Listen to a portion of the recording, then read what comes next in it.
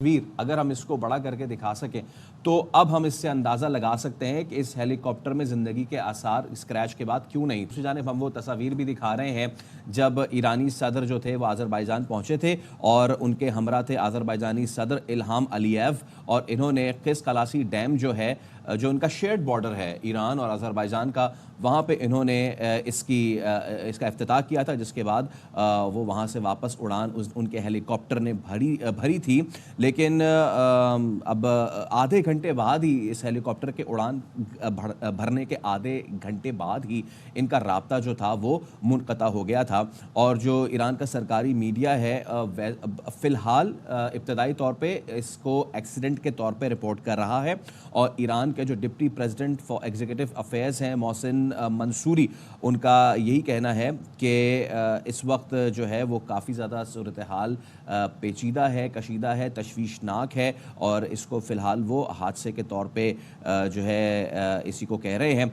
जबकि जो ईरान के सुप्रीम लीडर आयतुल्लाह अली ख़ामनेई, उन्होंने मुल्क भर में इस वक्त जो है वो लोगों को काम रहने की इस वक्त तलकीन की है, सब्र की तलकीन की है। और हम आपको दूसरी जानिब वो तस्वीर दिखा रहे हैं जो ईरान के हिलाल अहमर ने भी जो है वो जारी की है, जिसमें आप देख सकते हैं कि इसको हादसा कैसे ये पेश आया है।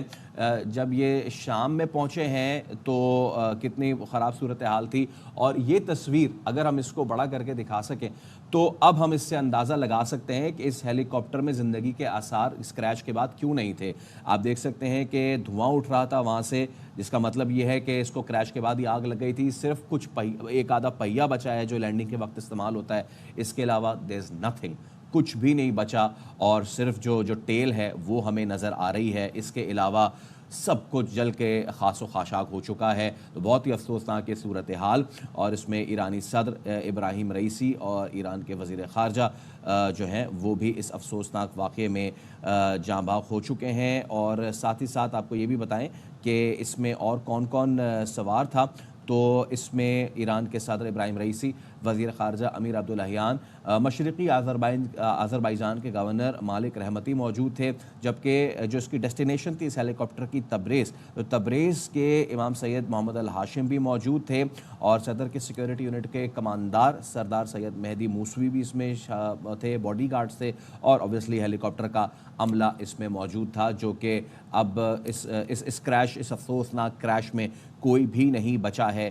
तमाम के तमाम अफराद जाँ बहक हो चुके हैं। ईरानी मीडिया ने भी इसकी तस्दीक कर दी, जो सरकारी मीडिया है उसने भी इसकी तस्दीक कर दी है। तो ये खबर अब सामने आई है और हादसे का शिकार हेलीकॉप्टर का मलबा मिल गया है। और इसके मनाजिर भी हम आपको दिखा रहे हैं। दो तरह के आप इस वक्त स्क्रीन पर मंजर देख सकते हैं। एक वो तस्वीर है जो आप देख सकते हैं जो मलबे की है, जिसमें देखा जा सकता है कि किस तरीके से रेस्क्यू काम वहाँ पर पहुँचे।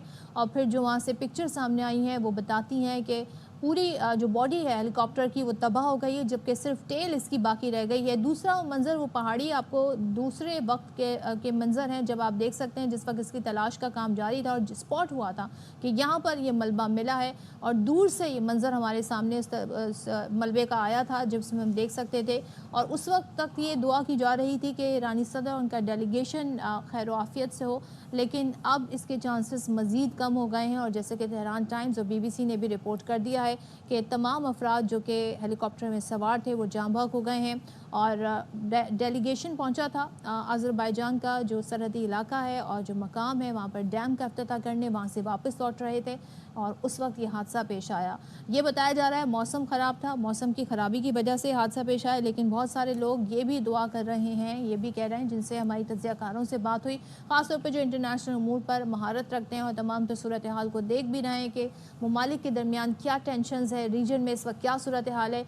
वो ये कहते हैं कि ये सिर्फ मौसम की ख़राबी हो तो ही बेहतर है, किसी तरह का सैबोटाज हुआ तो फिर मज़ीद टेंशन क्रिएट हो सकती है।